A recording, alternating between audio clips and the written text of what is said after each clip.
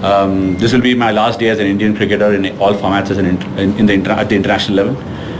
ರವಿಚಂದ್ರನ್ ಅಶ್ವಿನ್ ಅವರ ಅನಿರೀಕ್ಷಿತ ಅಂತಾರಾಷ್ಟ್ರೀಯ ಕ್ರಿಕೆಟ್ ನಿವೃತ್ತಿ ಭಾರತೀಯ ಕ್ರಿಕೆಟ್ ಅಭಿಮಾನಿಗಳಲ್ಲಿ ಆಘಾತ ಹುಟ್ಟುಹಾಕಿದೆ.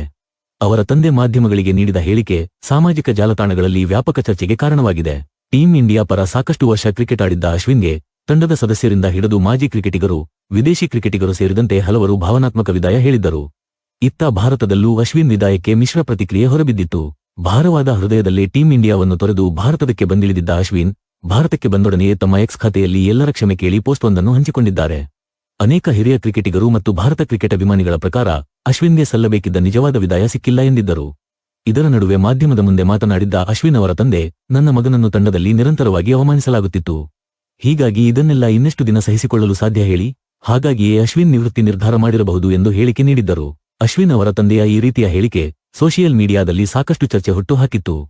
ತಂದೆಯವರ ಹೇಳಿಕೆ ಈ ರೀತಿಯ ಚರ್ಚೆ ಹುಟ್ಟುಹಾಕಿದ್ದನ್ನು ಗಮನಿಸಿದ ಅಶ್ವಿನ್ ತಮ್ಮ ಎಕ್ಸ್ ಖಾತೆಯಲ್ಲಿ ಪೋಸ್ಟ್ವೊಂದನ್ನು ಹಂಚಿಕೊಂಡಿದ್ದು, ನನ್ನ ತಂದೆಗೆ ಮಾಧ್ಯಮದ ಮುಂದೆ ಹೇಗೆ ಮಾತನಾಡಬೇಕು ಎಂಬುದು ಗೊತ್ತಿಲ್ಲ. ಹೀಗಾಗಿ ಮಾಧ್ಯಮದವರು ನಮ್ಮ ತಂದೆಯ ಹೇಳಿಕೆಗೆ ಇಷ್ಟು ಮನ್ನಣೆ ನೀಡುತ್ತೀರಿ ಎಂದು ನಾನು ಭಾವಿಸಿರಲಿಲ್ಲ. ನೀವೆಲ್ಲರೂ ಅವರನ್ನು ಕ್ಷಮಿಸಿ ಮತ್ತು ಅವರನ್ನು ಬಿಟ್ಟು ಬಿಡಿ ಎಂದು ವಿನಂತಿಸಿದ್ದಾರೆ.